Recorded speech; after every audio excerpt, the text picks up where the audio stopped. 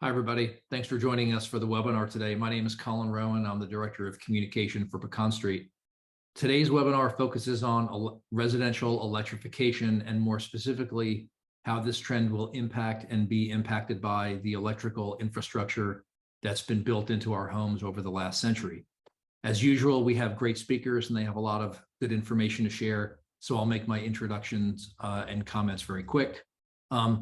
All of our events are listed at pecanstreet.org/events. If you aren't yet on our distribution list, you can email pecanmedia@pecanstreet.org and we'll be sure to add you. And finally, the crux of this webinar began more than a year ago when Pecan Street produced a paper on electrification and electric panels. That paper and all of our papers can be downloaded from pecanstreet.org/publications. We'll be using the chat function for our Q&A today. So if you have questions for the panelists, please don't hesitate to send them in. So on to our speakers. If you've attended any of our Pecan Street webinars in the past, you know Cavan Merski. He's Pecan Street's data analyst, and he's going to kick us off. Following him, we'll hear from Dyer with the strategy and program development team of Southern California Edison's Electrification Group. And then we'll wrap up with Kim Cheslak, an expert on electric codes with the New Buildings Institute. In between and after the panelists, we'll be asking the panelists some questions from our audience. So again, please use the chat function and send us what questions you might have. And with that, I'm going to turn things over to Cavan. Cavan, it's all yours. Thanks, Colin. Okay, so today, as Colin said, we're talking about residential electrification, and especially in terms of the role of electric panels and how they affect this transition. So residential electrification is a long-term strategy to power homes completely by clean, no-carbon electricity. And there's kind of two transitions taking place at the same time. First, electricity generation must transition to lower no carbon intensity. And then we want homes to use that clean power to power everything in the home. So something like 75% of homes in the US have multiple fuels like electricity and natural gas or fuel oil used to power systems and appliances.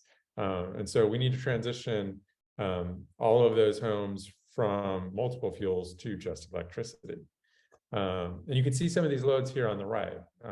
Space and water heating and electric vehicles are the two biggest loads that will be added because they have the least saturation in the residential segment today. And the reason that we might need to upgrade electric panels at your home is because when a home has fossil fuel assistance, if you have gas plumbed or you get fuel oil into your home, that means you have fewer electric loads, a lower total electric maximum requirement.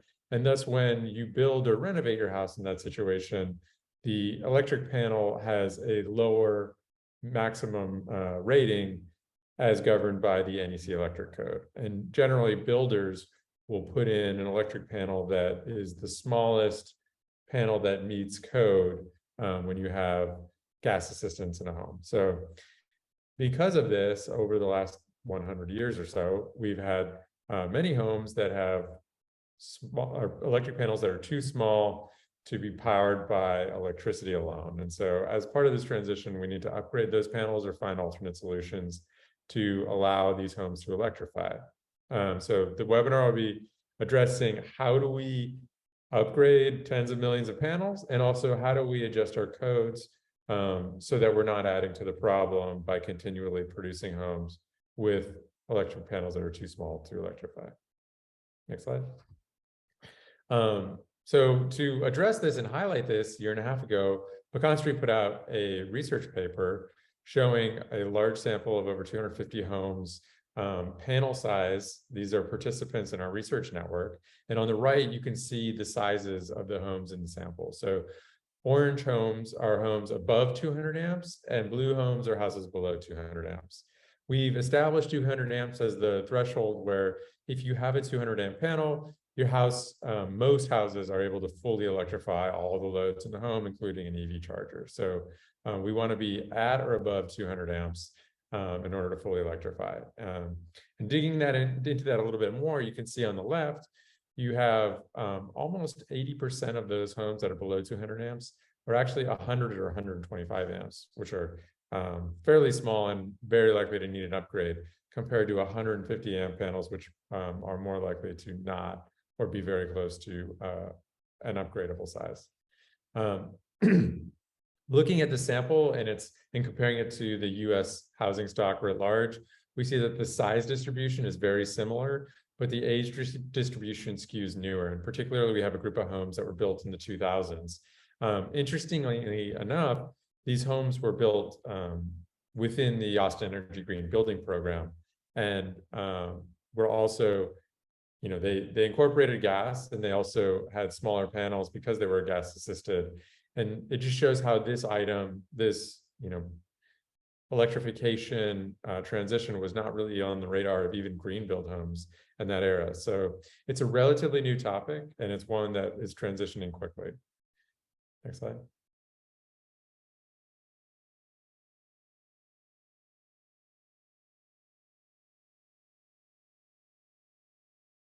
I'm going to make this work. Okay. Okay. Sorry. No, that's good. I know it's really weird when you start kind of redoing things. It's harder than doing it live in front of 150 people. It's weird, but I hear you, because I choked on a couple of words myself, but I'm like, no one listens to me anyway. I don't care. Yeah. All right, I'm going to. This isn't always true, but it's a good rule of thumb for being able to electrify a whole home. Importantly, for homes that are under 200 amps, we saw almost 80% of those were either 100 or 125, which makes a big difference. As you'll see in following slides, the more capacity you have, the less likely you'll need an upgrade. So the fact that most of them are 100 or 125 means more likely than not, they'll need an upgrade. The sample itself was similar to the housing stock in the US for the distribution of size of homes, but the age skewed newer. We have a big sample in the Miller development in Austin that was built in the 2000s. So that skews newer, but interestingly enough, those homes were part of Austin Energy's Green Building Program, but this issue wasn't really on the radar at that point. And so most of them were built with gas service and with smaller panels in the 100 or 125 amp size. Next slide. This slide just goes a little more into how all electric homes vary across the country, excuse me, and what factors affect why a home is all electric. So on the top right, EIA has a great graphic showing the percentage of homes that are all electric in each state. And the big factors affecting this are climate, which generally relates to space heating. So in colder areas, you're more likely to have natural gas or other fossil fuels powering your furnace. Whereas in warmer areas with lower indoor-outdoor temperature deltas, electric heating's been used. And then more recently, heat pumps are used. And then also the building stock itself and when it was built affects whether it has service and its proximity and access to natural gas infrastructure. It's more built out in certain areas than others. So where it's more developed, you'll have more homes connected to it and more likelihood of having an undersized panel. Another thing that's really going to affect when and whether or not a home does need an upgrade is what system or appliance is replaced that triggers the panel sizing upgrade. So as you can see from the graph in orange on the right, most homes don't have an EV charger, and more than 70% don't have a heat pump or electric heat. So those two transitions are going to be the ones that drive the most panel upgrades. And that's important because if we're replacing those on failure, people are going to be less likely to switch fuel because it will require a panel upgrade or even just more wiring or another switch in a home that is, might not be feasible within a time frame or a budget. So that really makes a difference. What system really makes a difference in the likelihood to transition? Next slide. This is a graphic from the paper that gives an example of when and why a home will need a panel upgrade. So if the bars on the right shows a panel capacity separated by common panel sizes, and if the bar goes to the left, that means it would require a panel upgrade to add the appliances in each scenario. So if a home has all the gas appliances it could possibly have, you can see 100 amps is plenty, and that's why we see a lot of homes that were built with 100 amp panels that had gas service. When you add a range, an oven, a dryer, and a water heater, 100 amps is very close to not being sufficient. So this will just come down to dedicated circuits in the home, or the size of the home, or the nameplate of the appliances themselves. But when you add a high-powered EV charger on the scale of 10 or 15 kilowatts of power charging your EV, 100 amps is now insufficient. 125 is right on the border. And then adding a heat pump with auxiliary heat strips, which is an important factor, the amount and size of those backup resistance heat strips, 150 now may not be feasible. So you can see how each incremental change is going to affect a different population of homes with different panel sizes in those populations. Next slide. This slide shows some alternatives and I think some really interesting concepts for addressing the problem. On the left is an example of an EV automatic load management system. And this is actually currently in the electric code that was added almost a decade ago to allow multiple EVs to be gated by a load management system. And only the maximum load that's pulled by that management system applies to the panel size calculation. And so this is a really good example of adapting the code to new flexible large loads that you're going to see in electrification. So it just doesn't make sense when EV charging is such a large and flexible load, it doesn't make sense to oversize your panel and the distribution service when we can just flex the load. And so this is a great example of how we're right-sizing infrastructure to new electric loads. Other examples, you can take that automatic load management system concept and apply it to smart panels that can measure and synchronize the loads at the home panel level.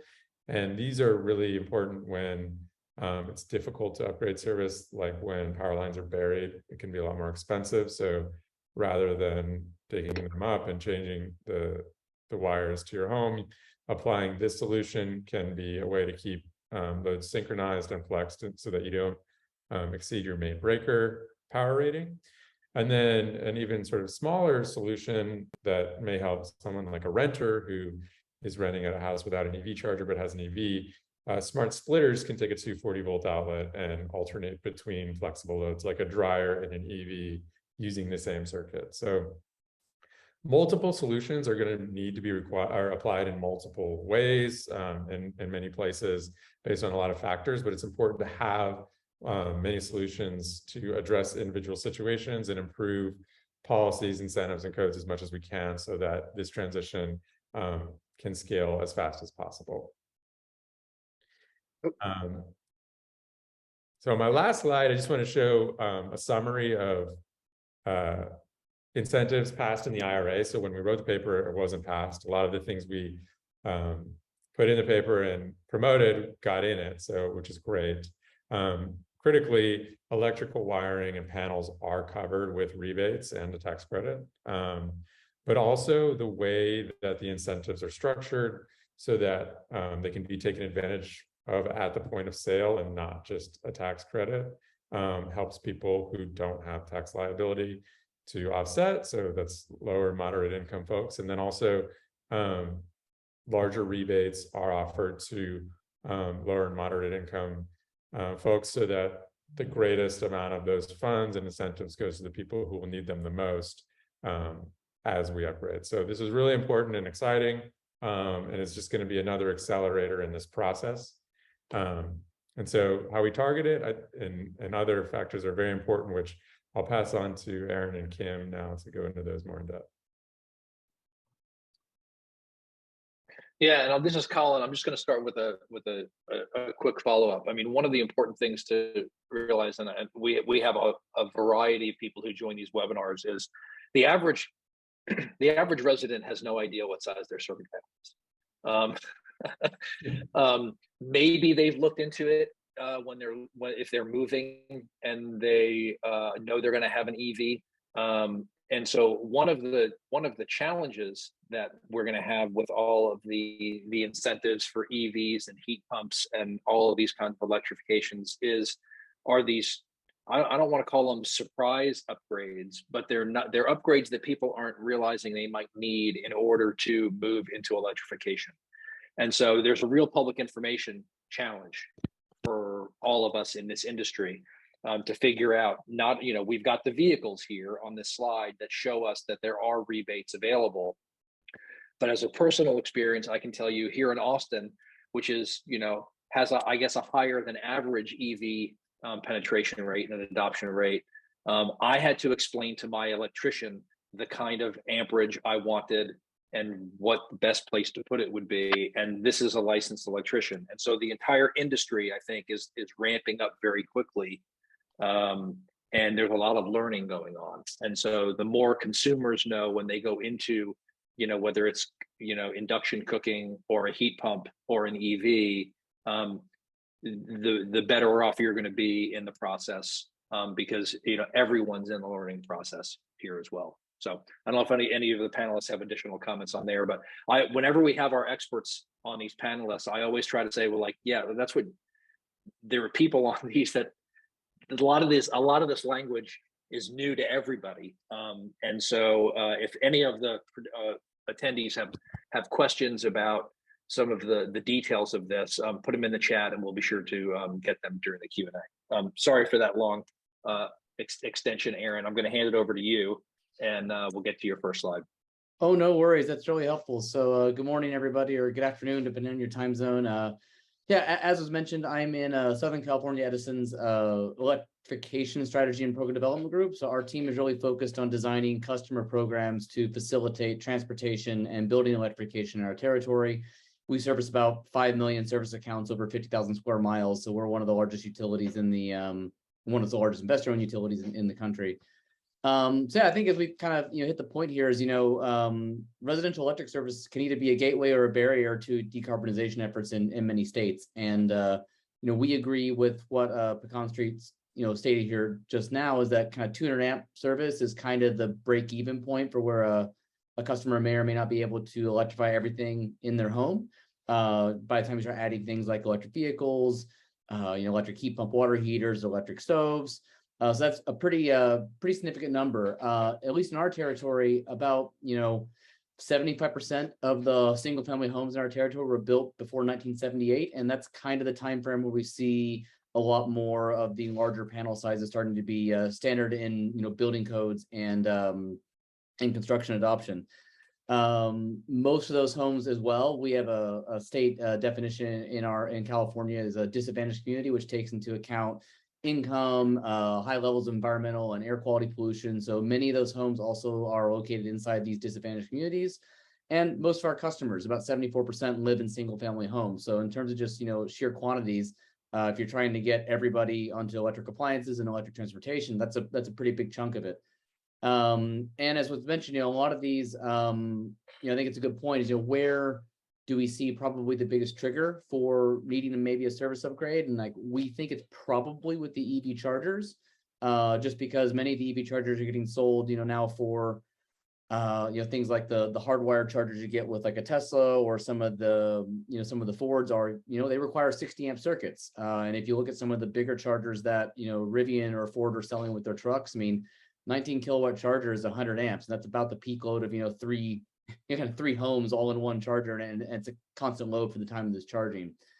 By the time you add that up with heat pump water heater, induction cooktop, you're not only kind of getting to the limits of the service capacity, but many of these older homes, these older panels, if you've ever done work on them, they're space limited. So even if you had maybe an adequate service from your utility, just getting the the double pole breakers installed can be a real challenge. So we think this is kind of an opportunity to, especially with the EVs, as I'll talk about later, to get these panels upgraded on the older homes, which then facilitates electrification of the rest of it. And so I do want to just call something out though, because one of the things that utilities are often tasked with is making sure that we're addressing our underserved customers and our lower income customers effectively. And that question comes up. So what are you doing to address, lower income customers' barriers to electrifications, really in the context of apartment buildings? And that's a really good point. And we do have some programs out there that are helping to do, appliance installations and actually charging port installations at multifamily dwellings in our service territory. Quite big programs, but the reality is that, most of our income qualified customers in our territory at least live in single family homes. They're more likely to live in a multifamily apartment building, but most of them live in a detached single family home.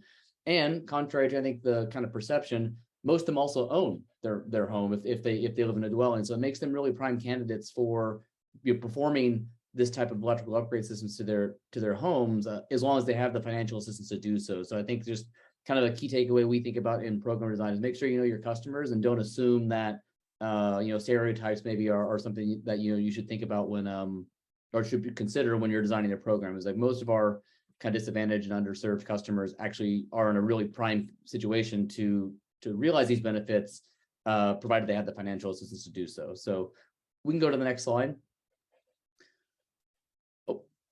So two things we're doing right now, or at least going to be starting this year, in terms of trying to help customers get their panels upgraded, whether that's for an electric vehicle adoption or for electric appliance installation, are these two programs. I know the question was asked in the chat earlier was sort of what is the cost of kind of a average panel upgrade, or at least here in California back in 2021, the state-sponsored self-generation incentive program published a manual that sort of listed the average cost for upgrading 100 amp service to 200 amp service in California was about $3,600. Now that's gone up in the subsequent year and a half just because of inflation and other things.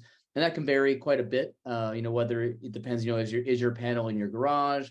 Is it bolted on the outside of your home, or is it like mine was embedded in your stucco that requires, more, or as Cavan mentioned, you got to dig up concrete and, run underground wires and that sort of thing. So, but that's kind of an average. And so what we've done in the near term, we've got two programs. One of them is coming this quarter and the other one's going to be later this year to sort of help out with this. The first one I'll talk about in the context of electric vehicles is the Home Electrification Readiness Program, which essentially we're going to be working with the network of contractors to provide residential panel upgrades and a 240 circuit to kind of where EV would park.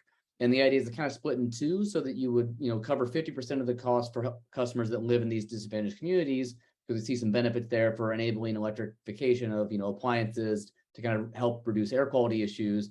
And then 100% of the cost for an income qualified customer, regardless of where they live. And that's going to be based upon the income level set by the state, by the county level. The only really distinction here is they have to install an EV charger within 180 days of getting this done. And that can be just as simple as the plug-in ones that come with many of the cars out there. We think we're going to get about 17 to 20,000 homes over the next 3 years with this. We actually just released the RFP last week, so hoping to get some contractors and some implementers to bid on that to run that program for us. And the second one is our e-stability electrification pilot, which is almost exclusively focused on our income qualified customers and really looking for the customers that have the most, I guess, or the least efficient, I should say, HVAC and water heating systems of customers in our territory, and going after them to direct install replace with a heat pump HVAC system or heat pump water heaters, inclusive of the panel upgrades that go into that. And some of those customers are also going to get induction cooking equipment, and all of this is going to be at no cost to the customer.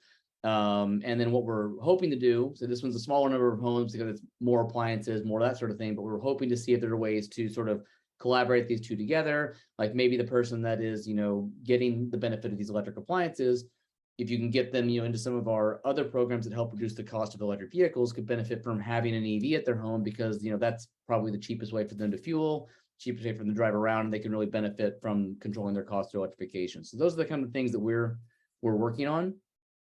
We can go to the next slide as well. Something, and I'm not going to go through all these because there's a lot of text in this slide, but some things to kind of keep in mind when you're designing programs for customers, at least that we keep in mind as a utility, as particularly when we're going after customers that have, lower income or certain needs like that, is just, one, I think this was mentioned earlier, is, our customers are aware of the program. And I think you're right. No one knows what size panel they have, as Colin said. And, people buy cars, not panels, is kind of something to think about it, or they go and buy an appliance, not a panel. And we actually had some friends that moved into a new home and they bought an electric dryer, all that stuff because they had solar panels. They wanted to make the benefit of it, but then it turned out they didn't have a 240 volt plug in their laundry room, and they didn't even think about it. No one thinks about those things. So I think the best way for us to think about this, put the incentives and put the notification of the incentives for these things, next to or adjacent to the actual item the customer is going to purchase. So like we're looking to co-brand and co-market our EV rebates with the panel upgrade rebates, because that's where someone might say, oh, maybe I do need that, or maybe I can roll in both of them. Similarly, for people that don't own their home, we've already figured this out in many energy efficiency programs, like how to get landlords to authorize tenants to make upgrades, especially if they're being paid for. And then we've got some restrictions in there for not increasing rents for a certain time period and the like. So things like that need to be kind of considered.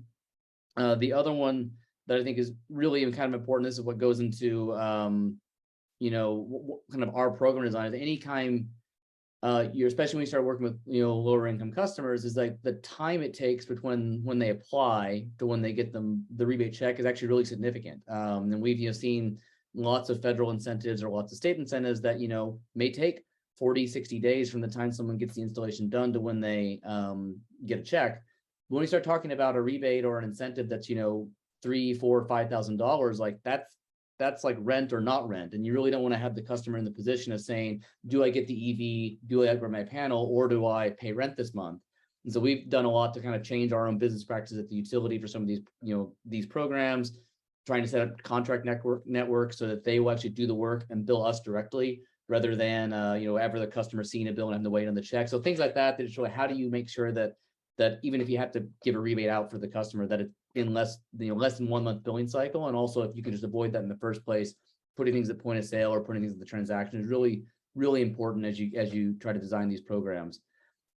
And then I think the next slide has this picture of what it was, but I think process complexity, is like letting people know what to expect, right? This is just pictures from my own home. I mean, I did this little tour for people internally, is like, no one really knows what this is going to look like, right? Hey, they're going to come out, they're going to, what's the timing to call the utility? Do you have to call the utility? I think that was a question that came up earlier. Is there a service line extension? Do I have to pay for that service line extension? How do you, what's kind of the expectation for city inspectors to come out? And, are they going to come out more than once, more than twice? That becomes, really significant for, again, lower income customers as well. It's actually more significant for them to have to figure out if they have to schedule time off work to let an inspector in, if they've got to, take care of their pet to get that out of the way, as opposed to myself, who I was working at home during this time, cool, really easy for me to facilitate an inspector coming in and doing things. So having this kind of process outlined and pretty clear can really help your customers utilize your programs and make sure that it's not just a bigger hassle for them than not. So trying to mitigate, sort of the inconvenience factor of these things is really important when you're when you're going through this. I think I have one more. Is that correct? Oh yeah. So Cavan did a pretty good job of highlighting some of the IRA and the sort of tax credits that are coming from the federal government. But I think what's interesting, we haven't really quite seen the rules about the transferability of tax credits to auto dealers for point of sales. There's an intentionality around it. We do facilitate in our territory some point of sale incentives for EV buyers. And I think someone made in the chat a previous comment that, some dealerships may be taking that money for themselves. That's clearly a concern. So we're anticipating seeing the rules that the IRS is going to implement. I think they're going to release those next month, either in March or April, to kind of see what that looks like and how we can kind of help roll those into our programs so our customers can have the benefit of both ours and what's coming out of the federal government. As someone else asked, what's the income limits here? Not everyone's going to qualify for these. Most of the customers in our territory will qualify for both if they wanted to. But I mean, a good example, there are some higher income counties where the state has defined low income. It'll be slightly above the federal limit. So maybe you qualify for the federal program, but not ours. And then I think specifically speaking about panel upgrades or all of these like heat pump ACs, water heaters, all those things, you don't qualify for any of those if you're a renter. You have to be sort of the owner of the home to qualify for that tax incentive. So in that case, some of the programs that your utility may be able to offer, where you can kind of bridge that renter landlord gap, can really help the tenants sort of advocate for their installation of the equipment, even if the landlord doesn't want to, because they may still be eligible. And of course, if the landlord's also eligible for the tax rebate, then that's a benefit for them. But I think it just makes it a little more difficult and challenging for renters to apply for these things directly. So those are some things to keep in mind that we're trying to use. But I think the idea we'd like to get to is how do we use our programs to sort of leverage these federal incentive dollars. So it's kind of a once in a lifetime or once in a generation opportunity, at least in terms of the federal government stepping in to provide support for these services. So that's all I have. Great, Aaron, thanks. I'm going to switch over to Kim's slides in a minute. While I do that, I'm going to ask a question to the group here. There have been a couple of questions in the chat about literal physical space. So separate and apart from amperage, what do these credits, or what kind of problem do we anticipate when it comes to actually finding space in a breaker box for some of these additional dedicated circuits that would be needed for new electrification uses inside the home? I'll offer that up to the group while I'm switching slides for Kim. Well, personally, I can say, that was something that certainly is a concern for me. And even in older panels, or even a panel that is 200 amps, for example, we've looking at a friend of ours, just they had, again, solar panels. They were installing an EV charging station, and to get a double pole breaker, even though they had full enough capacity in it, like you had to find the right breaker to even fit onto their type of circuit breaker boards. Like there's not commonality amongst those things all the time. I think if you're going in to do other things, like if you're in the process of upgrading, maybe you're looking to install things like arc fault circuit interrupter breakers, which are a really good thing to have in your home now, just because they prevent risk of fire in ways that GFCIs don't.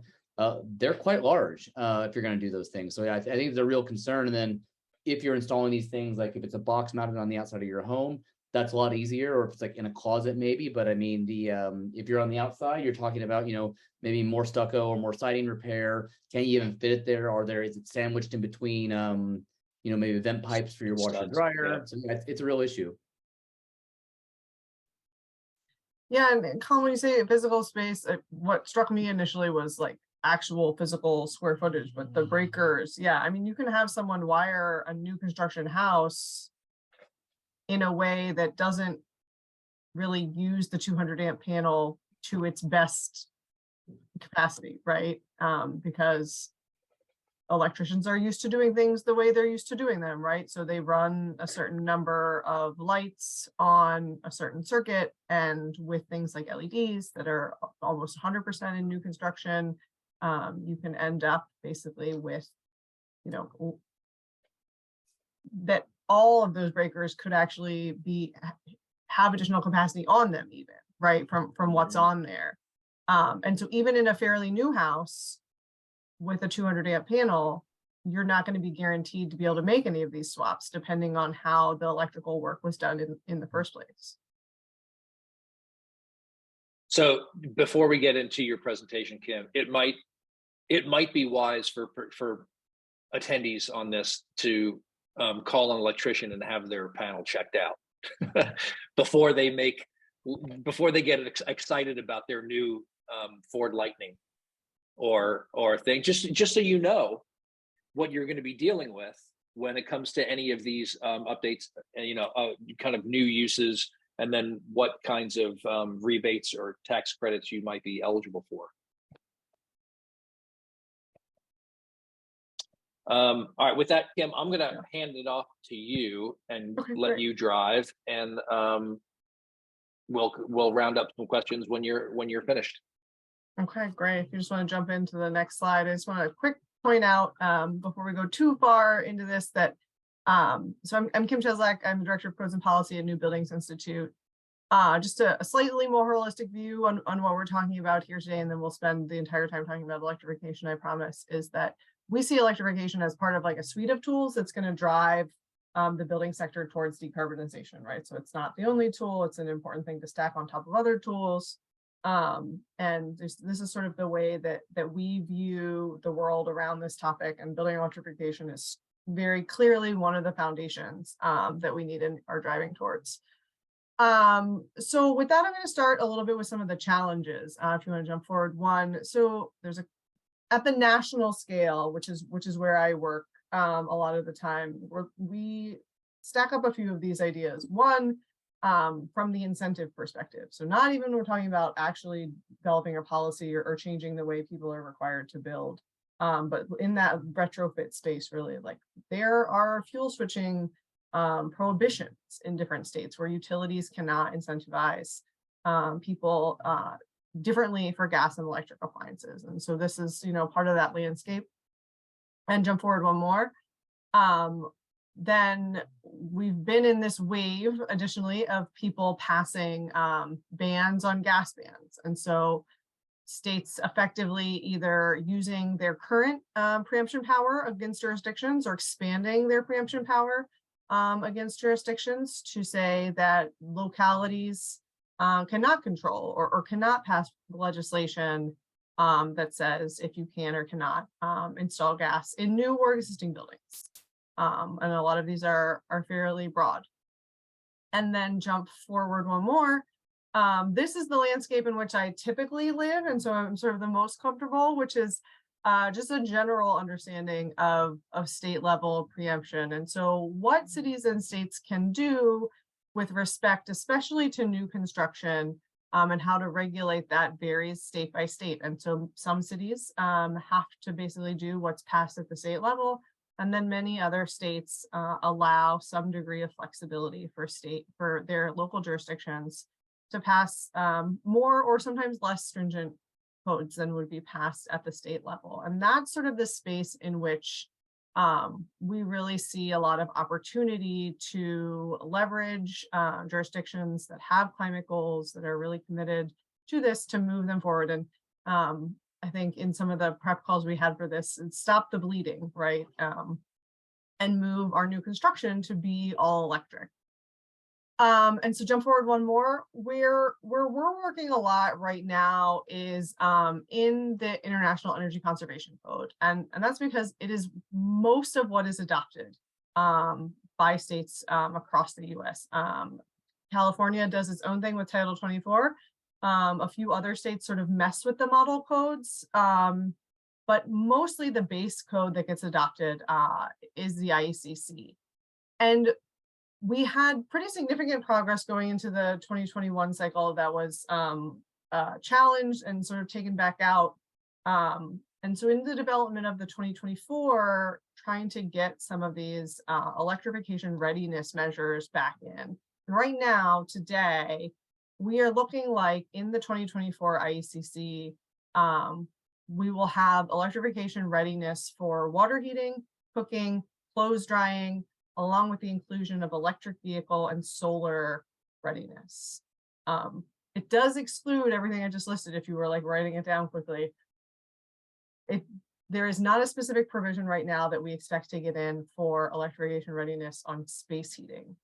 Although we've worked with a couple of other partners to say, do we think the panel capacity, when you require all of these other items, will be sufficient to allow the electrification of space heating in most new construction homes?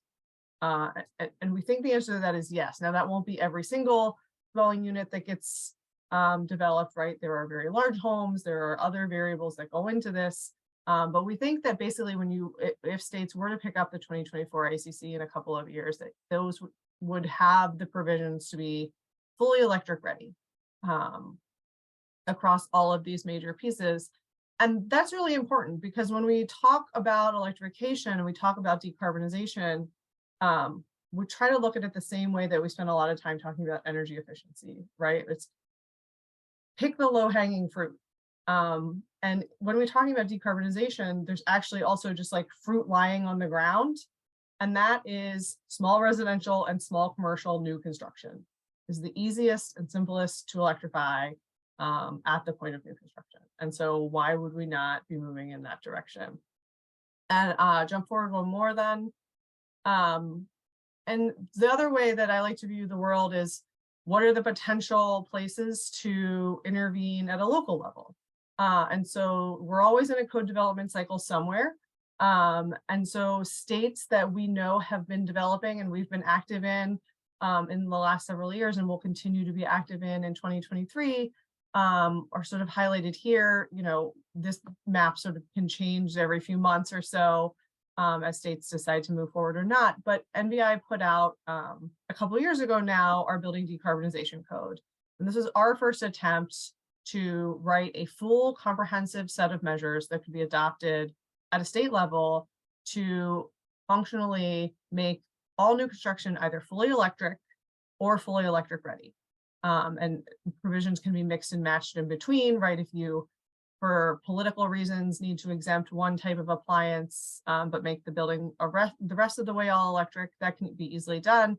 And we've been working with a variety of jurisdictions to get pieces of this adopted into their next code cycles. And so we're seeing pretty good progress across the United States at that subnational level. And then jump forward one more.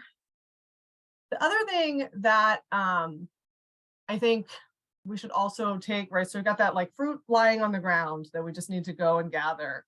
But when we're talking about decarbonization and electrification, I think the lowest hanging fruit, although maybe a little bit like stuck to the tree in weird ways, is also the discussion about cost. Because when we're talking about cost, we are probably not really taking into account all of the applicable cost measures that come from having a home or a business that's burning fossil fuels indoors, because we're only taking things like the cost of energy. And we know that natural gas is very inexpensive, right? And we know that electricity in most places costs more than that. And so, but the factors at play there are not taking into account the other costs of making those choices. It's not taking into account the long-term cost of carbon. Every grid across the United States is rapidly decarbonizing. It's not taking into account the cost of time off of work or school because of asthma. It's not taking into account any of those health or life cycle costs for within the building. And so the way we are discussing cost when we're talking about decarbonization is sort of fundamentally flawed and really needs to be the next step that we take here to be able to move this forward. And then I just want to preview two quick things that we've been working on to not just get the regulatory structure in place so that we sort of stop building buildings in a way that is not best for the future when we're talking about new construction, but also trying to support education and implementation. So it's one thing to just say, build all your buildings this way, retrofit all your buildings this way. We've been spending some time putting together, and this is just like a quick snip of where we're at, these education and implementation guides. And so we've done a full education series, although not full, because you see topic C here still says topic C. And so we're sort of like between 60 and 90% complete on these documents, but looking at, you know, what actually would an education plan be for starting at sort of 101 and moving up to, you know, whatever your role is, you're optimized, you have the most information you need to make the right decisions about electrification and decarbonization.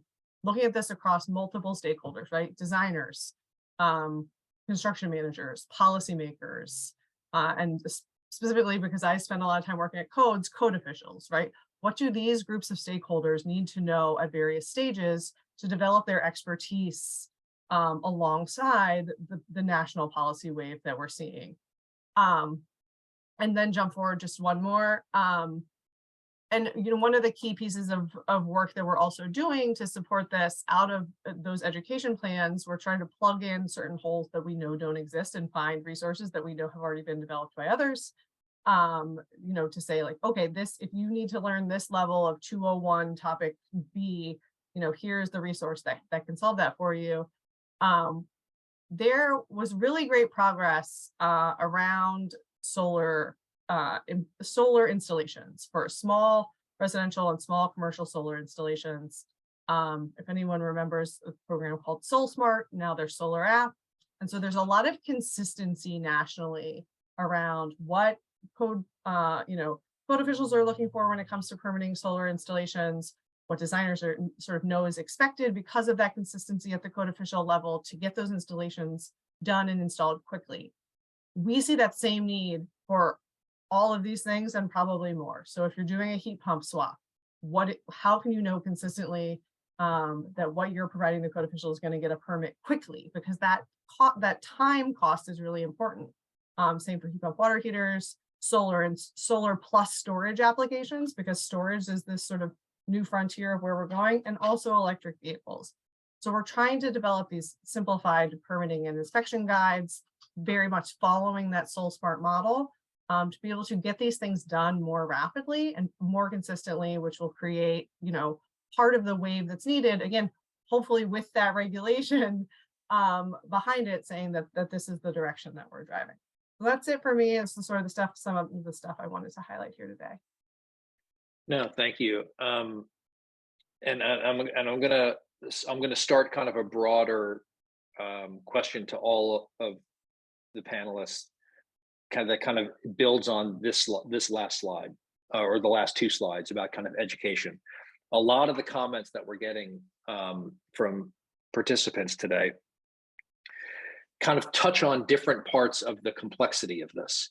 So there are questions about, the permitting process with a city or a utility, or finding an electrician who is comfortable installing a heat pump water heater, and kind of almost like the customer here needs to be an expert advocate for what he or she wants, where when it comes to electricity, we haven't had to do that in the past with other things. The electrician was always the expert, or the city. And so I don't know if there's any kind of suggestion or initiative or organization, in addition to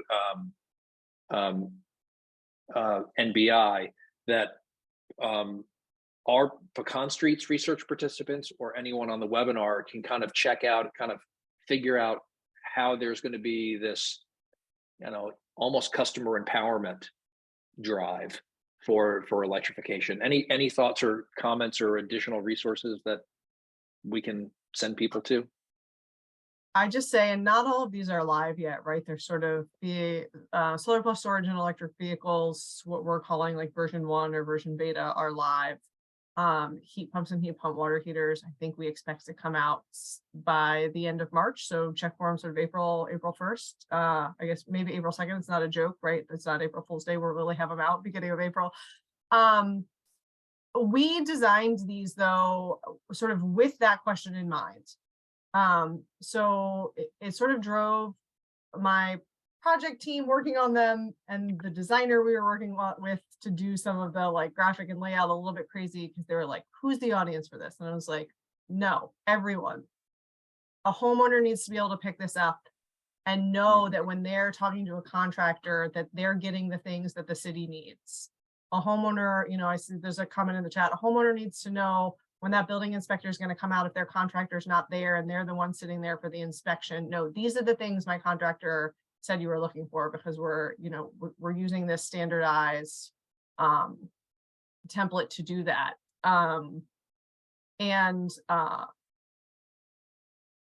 Yeah, so I think one of the ways in which we sort of are getting ourselves as an industry into a little bit of trouble is sort of dividing out that like some resources are for certain types of people and some resources are for other types of people. I think understanding which of those resources actually, and there's reasons to do that, right? Like at a certain point, there are certain things about my home I probably don't need to be an expert in.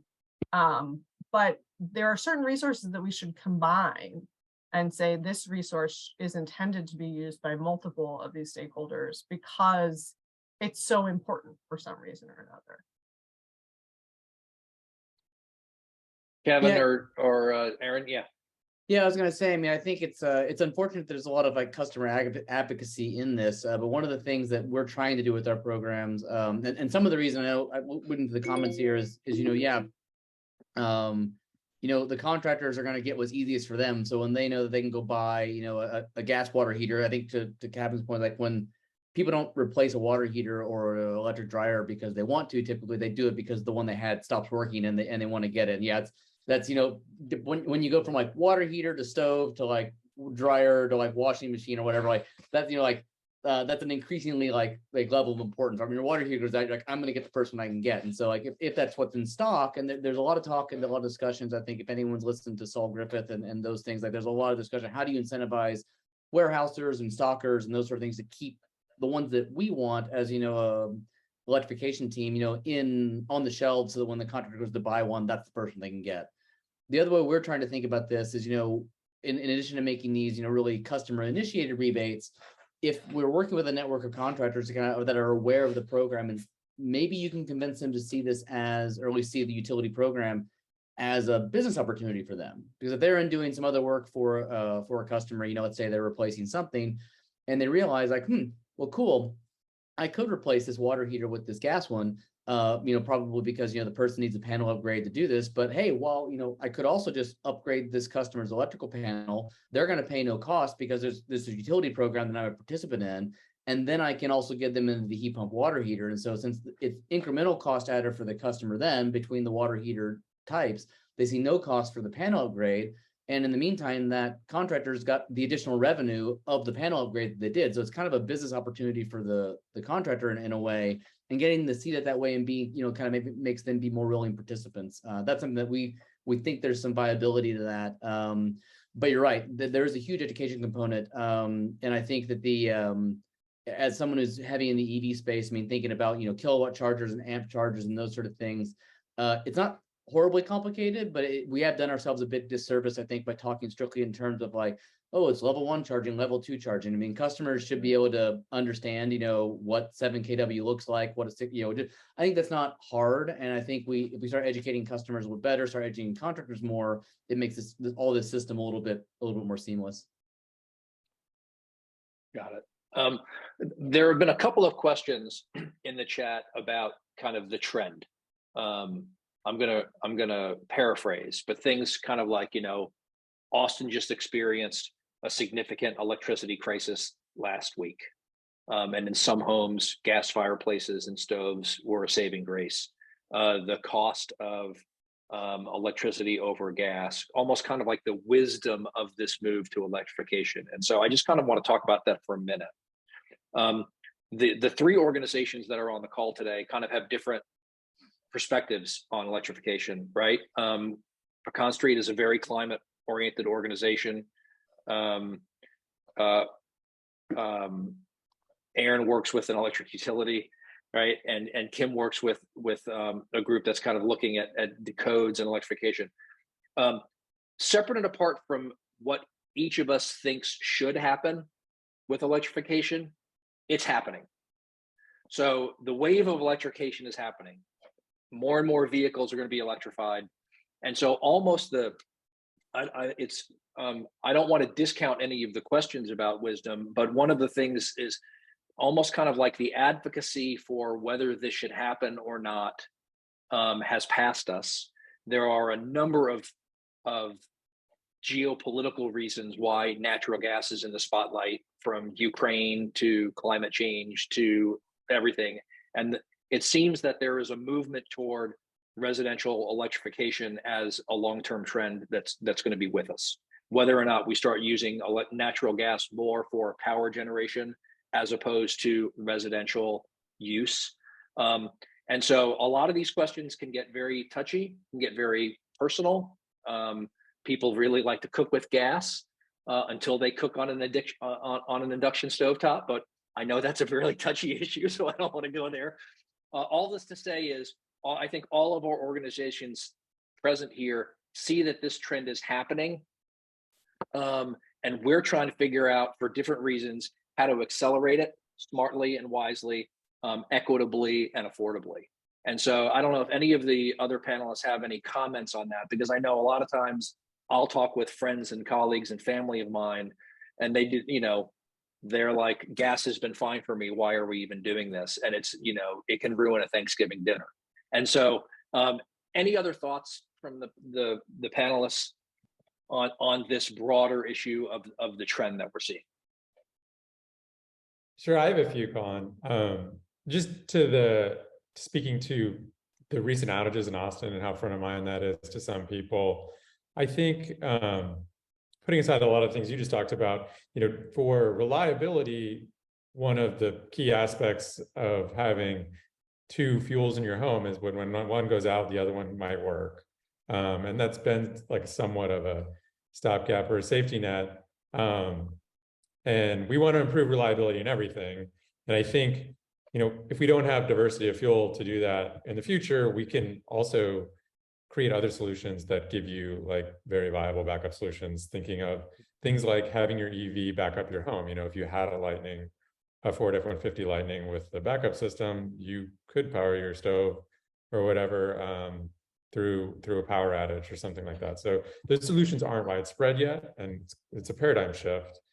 But the solutions for reliability in the past weren't perfect, and hopefully they improve, and as they go away are actually replaced with better ones and better solutions going forward. So it's new and it's difficult to wrap your head around, and that you're right, there's a lot of personal connection or feelings wrapped up in a lot of it. But I don't think that precludes the fundamental reliability or other aspects of system performance. Mhm. Yep. From our perspective, perhaps, and we have some maybe similar experiences with what's going on in Texas, but from a different side of this, I would say, I know the outages due to weather events are sort of increasing with the nature of climate change and more severe weather in the first place. But investment infrastructure is something that we've kind of had a challenge with in this country for a long time. And you can imagine a scenario where I guess you had, I think, a lot of downed trees that affected wires in Austin. I think that's my father-in-law lives there, so I think that's where what was going on this time.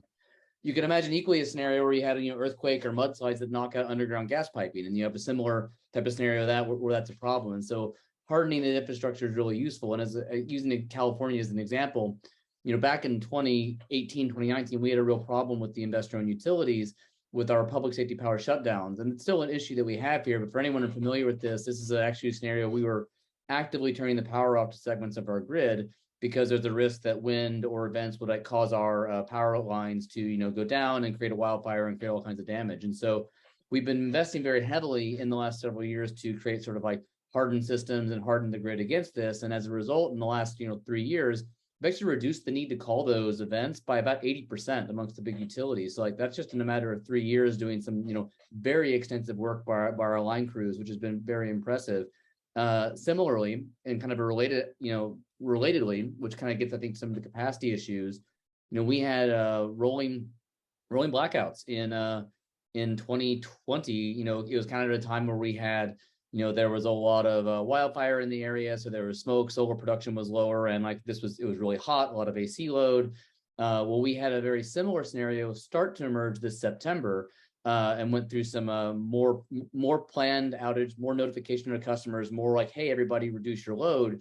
So in a scenario where we actually had about 20% more load on the system, we had no rolling blackouts than we just had 2 years previously. So I think what this comes down to is that it's planning, it's control systems, it's preparing for, I think resiliency is the right word there, across a wider array of infrastructure, whether that's electricity, natural gas, roadways, all sorts of things that we're entering into a world where that's more important, and kind of knowing that you have the ability to respond to this and planning that into your system design is what's really going to make any of these solutions work. But I think, I think that's the argument we'd have is, there's really we're moving that direction for a lot of reasons. And I think the challenges are these sort of hey, the grid goes down, or, hey, things can happen. Those challenges can happen in any, infrastructure system that we rely upon. So the resiliency need doesn't change depending upon the media. But so if kind of take that argument away, electricity becomes sort of the better option for other reasons, and then we have the tools to solve the challenges presented by power outages.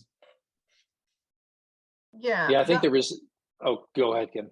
I was going to add to, I appreciate the concerns. I also, everyone has family in Texas. I have my brother and his family, my sister-in-law and my nephews live in Austin. And so I know that they've also experienced some of the issues around cold weather. One of the key pieces I think it's important, and this was part of why I showed that very first slide. I said, here are the foundational things we need to be talking about. Electrification is one of them. I promise not to talk about the others, except now. The houses, the construction code in place in Austin and the way these houses are constructed have not optimized the energy efficiency. I mean, I've been in my brother's house. The envelope is terrible. So yes, it's getting very cold in your house when the electricity goes out and it's cold outside. It's not because the electricity is out. I mean, partially it is, but partially it's because the envelope of the home is, quite frankly, terrible. I live in Maine and my house is all electric and it's not new. It's a 1954 retrofit that we've been slowly chipping away at. And yes, if we lose power here for a couple hours when it's like 0 degrees out, my house will dip down from 68 to about 64. We lost power for 3 days a few Octobers back, and the house sort of stabilized somewhere in the upper 50s. And so yes, it was fairly uncomfortable, but my house in Maine stabilized in the upper 50s. And again, I wouldn't want to live like that for a long time, but it's because of the envelope improvements that we had done to the house early on. So there are other, and probably about the same temperature at that point in the year up here as it was in Austin recently. Well, and I'll just add to that, Kim. You know, of course, when an event like last week happens in Austin, you know, it is a bit of a man bites dog story, right? Because it's so unusual. It's happened 3 Februaries in a row, so it's not that unusual anymore. But the points that you make about a tighter envelope would even more dramatically affect Texans in July, August, and September when it's 107 degrees outside. I mean, a tight envelope is a tight envelope. And so it's better all around, not just when the power goes out in February, but when we're having ERCOT panic attacks in August because of a 110-degree heat wave. It would make everything better if homes were tighter and more efficient. But like Aaron just said, right? No rolling blackouts the second time around. Not necessarily because all the home envelopes got better, but it would certainly also help, right? The buildings don't just exist individually. We think of them as existing individually because that's how we exist in them, but we're all connected to this system. And so when the system is overdrawn, everyone gets impacted, and there are ways to prevent that. I'm going to switch to a very techy question. There are a couple of questions in the chat about when it comes to panel size, how is panel size limitations affected by battery systems in the house? So we know that if we were to have lots of additional draws, you know, an EV, a large breaker needed for some of the bigger EVs, if you were to have some kind of battery system in the house, how does that battery system interact with the panel size? How does it affect panel size? And what do homeowners need to be thinking about when it comes to thinking about battery storage in their home?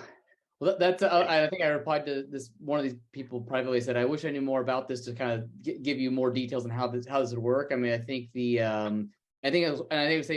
it's my favorite answer is it depends probably on how you wire that into your home. Correctly. I mean, I think we've seen this scenario a lot where I'll take a commercial EV charger station as an example because I can think about that it's easier to think about one distinctly. Where you see, you know, every like DC fast charger you see on the side of the road has a battery bank installed that sort of it's in line with the main service feed to provide a buffer for demand charges and just so they can have a smaller interconnect to the grid, so you don't have to have a megawatt of connection there. Maybe you have 200 kW or something, and that's sort of how that serves as a reservoir. Now, theoretically, you could maybe wire a home that way. I don't think I've seen anybody do that. You see most home battery systems sort of wired in parallel with the rest of the system.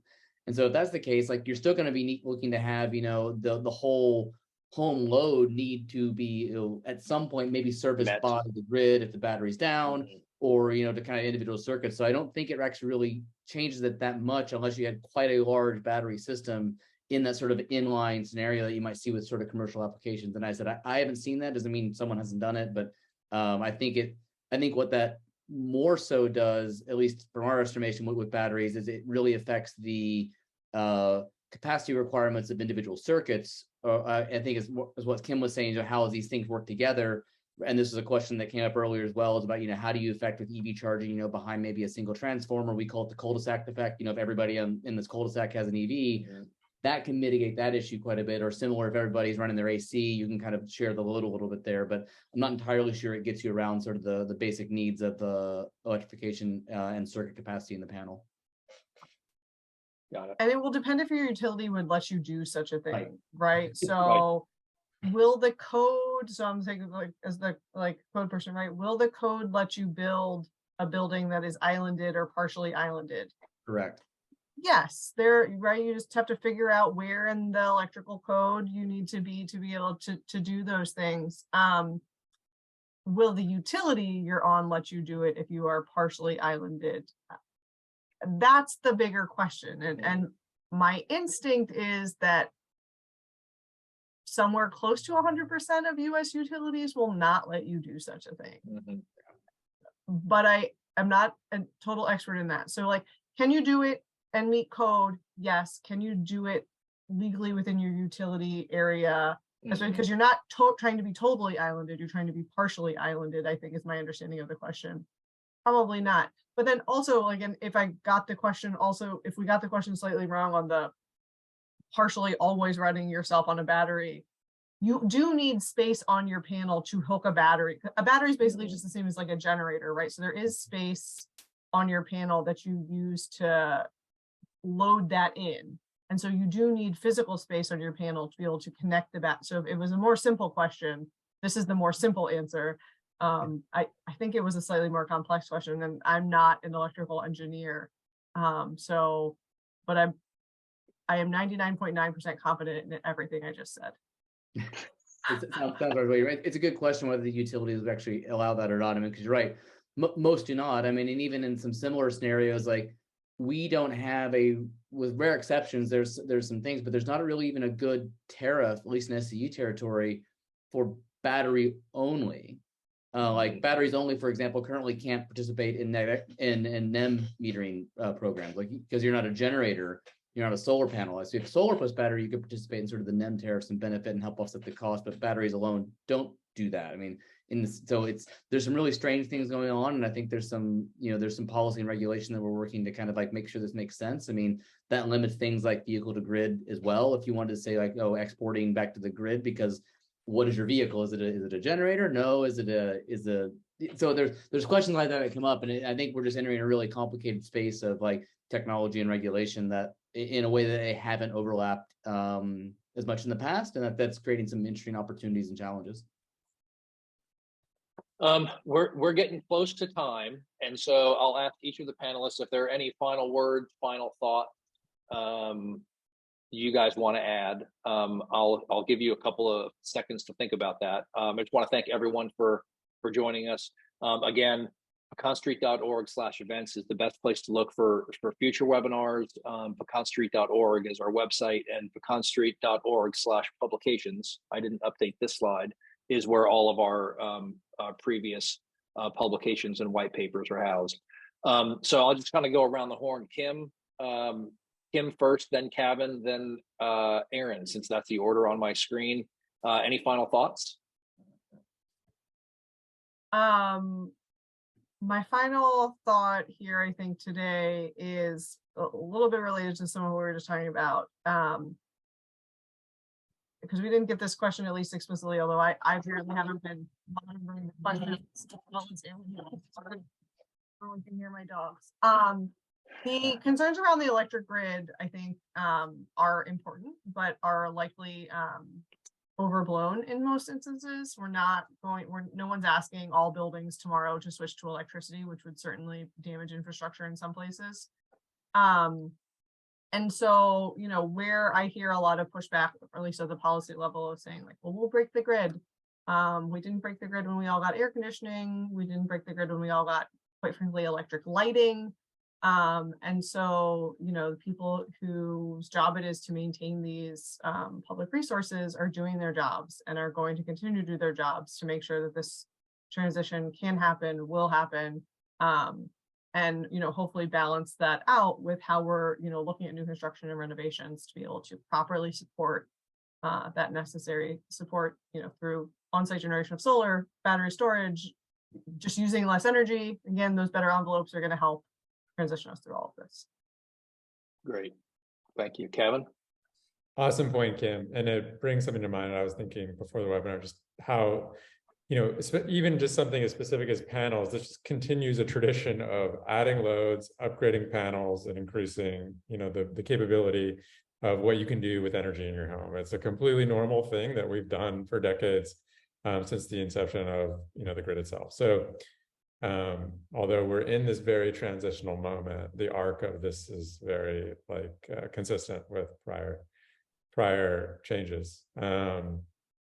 So I'll just echo that. And also just want to really say thank you to everyone with the questions. Our last webinar, I wrote a blog write-up of questions that we weren't able to answer in the webinar. So hopefully I'll be able to do that. And I really appreciate the engagement and great questions that the audience has given. So also keep an eye on your inbox for that, because I'll hopefully get to something like that after this.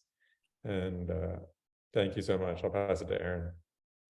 Yeah, I'd say one last thing. I mean, the transition is kind of the right word for this. And I think what everyone may feel or may experience at some point with their electric utilities is, there's prices for everything seem to be going up. And I think one of the things that we've seen with electrification and that we're modeling that we fully expect is that, well, there's going to be some transitory costs associated with doing these things, getting people into appliances, getting the grid prepared for all of this.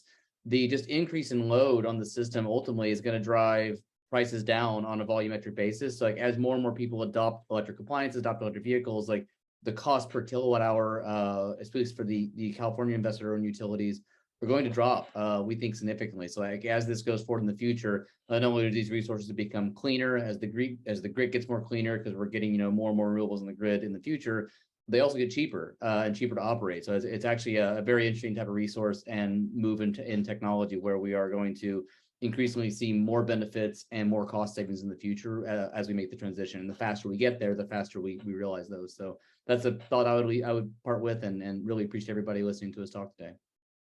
Awesome. Thank you. And so Aaron and Kim, thanks for joining us today. Cavan, thanks for making time in your Puerto Rico trip.